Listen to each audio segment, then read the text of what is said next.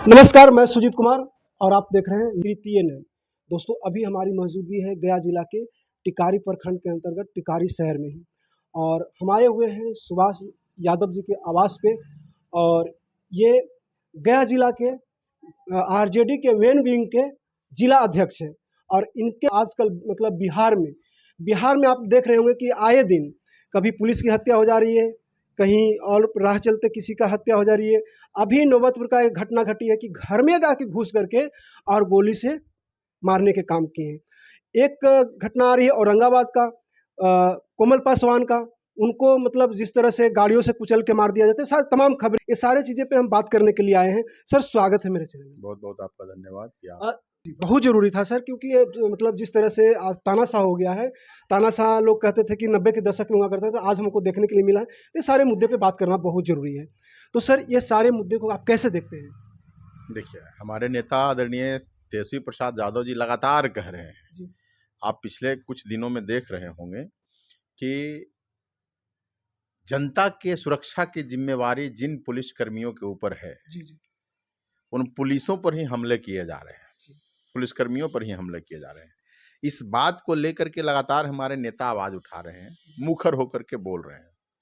लेकिन इस तरह की घटनाओं में जो उत्तरोत्तर वृद्धि हुई है और अभी जो फ्रीक्वेंसी बढ़ा है, इसका सबसे बड़ा कारण जो है वो सत्ता और अपराधियों का जो गठजोड़ है, जी, जी। पुलिस प्रशासन और माफियाओं का जो गठजोड़ है, वो कहीं न कहीं इन घटनाओं का जो सबसे बड़ा कारण है जो सामने आ रहा है। सही सर, ये आप कैसे कह सकते हैं कि माफियाओं का और सत्ता का गठजोड़ है? भैया, चूंकि जिसके साथ आप साठ-गांठ करके जी।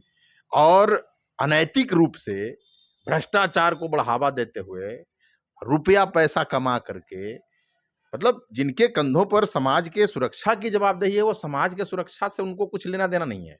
वो सिर्फ और सिर्फ जो है अपना जेब भरने के लिए वो अपराधियों के साथ, माफियाओं के साथ गठजोड़ कर रहे हैं। अब जिनके साथ आप गलबहियां किए हुए हैं, जिनके साथ आप गले से गला मिला करके और भ्रष्टाचार के आकंठ में डूब करके अनैतिक कार्यों को बढ़ावा दे करके और अनैतिक रूप से पैसा और धन एकत्रित करने में लगे हुए हैं, और उस पर अगर आप नकेल कसिएगा तो स्वाभाविक तौर पर जो है वो आपको जवाब देगा। और यही हुआ है। आप अभी नौबतपुर के घटना की बात कर रहे हैं।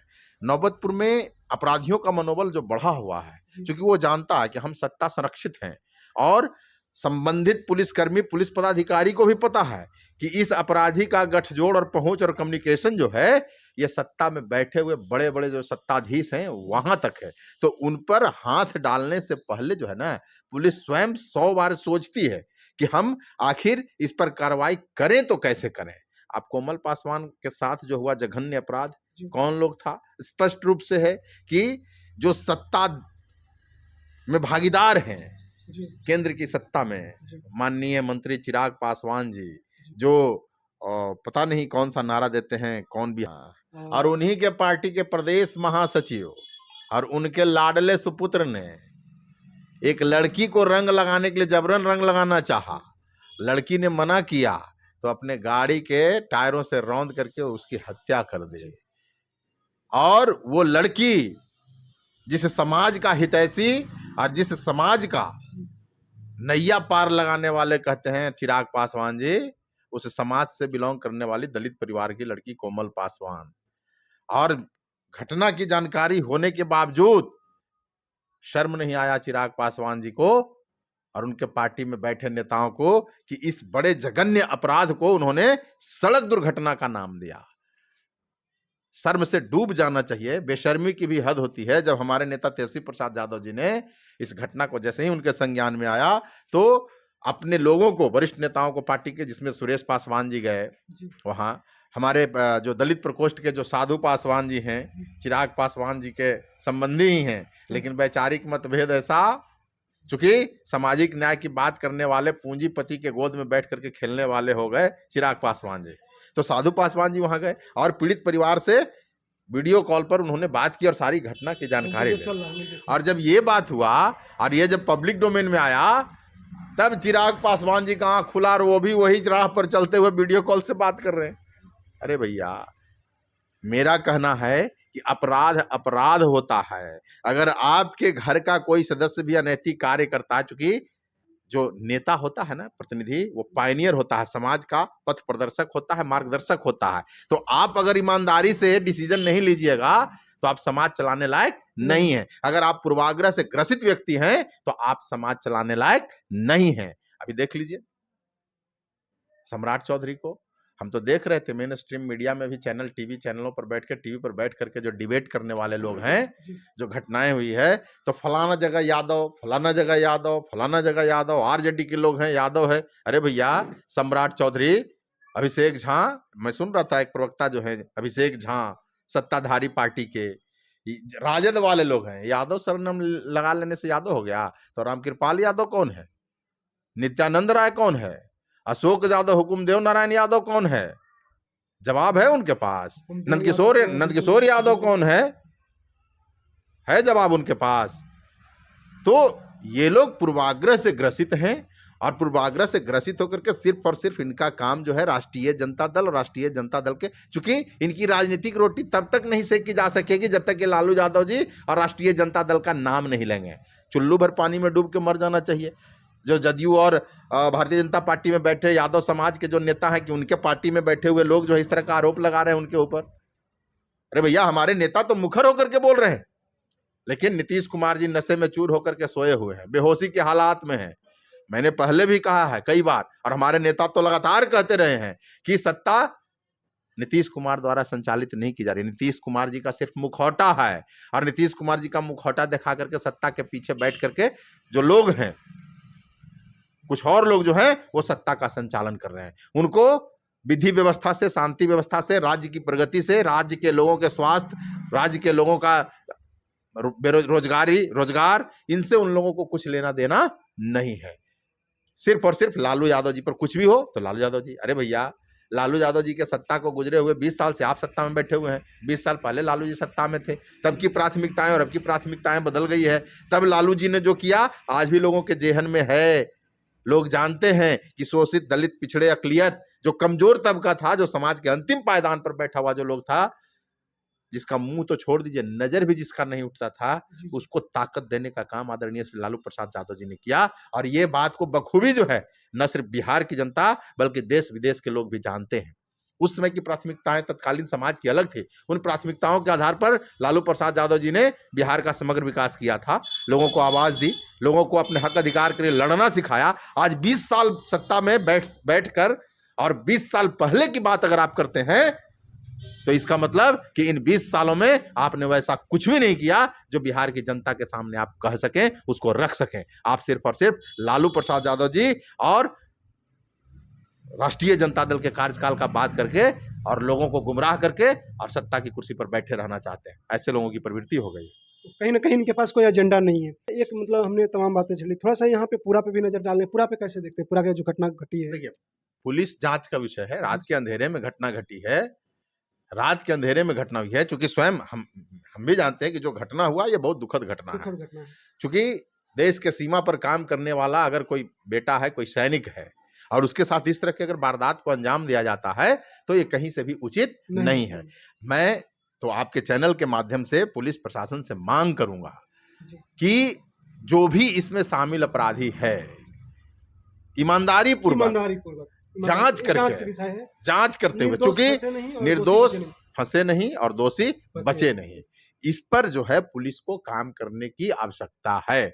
और मुझे पुलिस प्रशासन पर इस बात का जो अभी वर्तमान में जो है अभी भरोसा है कि वो ईमानदारी से काम करेगी। क्योंकि देखिए, अगर कोई व्यक्ति किसी अपराध में संलिप्त नहीं है और उसको बिना अपराध की अगर सजा मिल जाए तो ये इससे बड़ा सजा कुछ नहीं हो सकता, इससे गलत कुछ हो ही नहीं सकता है। तो पुलिस प्रशासन की ये जवाबदेही है, पुलिस प्रशासन वरीय पदाधिकारी की ये जवाबदेही है पुलिस से जुड़े हुए कि ये निष्पक्षता से जांच करते हुए और जो अपराधी है उनको सजा दिलाने का काम करें। नौबतपुर पे जिस तरह से बताया जा रहा है कि घर में घुस करके, तो क्या हो सकती है? पुरानी रंजिश हो सकती है, क्योंकि कुछ लोग ऐसा मतलब कह रहे, क्या मतलब इस पे कैसे, और क्या उनके लिए मतलब सरकार से क्या, क्योंकि वो भी देखिए कहीं भी देखिए इसमें जाति पात से नहीं, अपराधी होता है और निर्दोष जो भी मारे गए तो बेचारे लोग होते हैं, मनोवृत्ति जो होती है वैसे लोगों की, कि जब तक इस तरह के जघन्य कांडों को अंजाम नहीं देंगे तो उनकी जो धमक है, उनका जो छवि है वो कमजोर पड़ेगा। तो हमें जहां तक जानकारी है, नौबतपुर कांड में जिन्होंने गोलीबारी की घटना को अंजाम दिया और एक व्यक्ति ललन यादव जिनकी हत्या हो गई, दो लोग प्रेमराज और प्रेम कुमार जी जो जीवन और मौत से जूझ रहे हैं। ताज्जुब है हमको कि दोहरी मानसिकता और दोहरे मापदंड के साथ यहाँ बिहार की जो शासन व्यवस्था है, और मीडिया से भी मेरा सवाल है, मैंने कहीं भी नहीं देखा, सत्ता में बैठे हुए सत्ताधीशों से भी मेरा सवाल है कि आप उदाहरण दे रहे हैं कि फला जगह पर आरजेडी के लोग हैं, यादव अगर कहीं नाम आया आरोपित का तो उसको बड़ा बढ़ा चढ़ा के पेश कर रहे हैं, मीडिया कर्मी भी बढ़ा चढ़ा के पेश कर रहे हैं। लेकिन नौबतपुर वाले कांड पर अपराधी की जात क्या है, मैं तो अभी भी कह रहा हूं कि अपराधियों की कोई जात नहीं होती। अपराधी अपना वो छवि बनाए रखने के लिए, प्रभाव जमाए रखने के लिए, डर और भय डर और भय बनाए रखने के लिए इस तरह के कांड का अंजाम देता है। और जो नौबतपुर में घटना, कोई बात नहीं, एक छोटी सी बात थी, किसी बात को लेकर के नोकझोंक हुआ था और उसको इस तरह से ईगो पर ले लिया गया कि उनको मौत के घाट उतार दिया गया, ललन जी को, बताइए। लेकिन उसके ऊपर कहीं कोई चर्चा नहीं, कोई सवाल नहीं, किस जाति का है अपराधी, उस पर कोई चर्चा नहीं हो रही है। अखबारों में भी हमने देखा कि सरनेम तक गायब है उसका, सिर्फ नाम लिखा गया।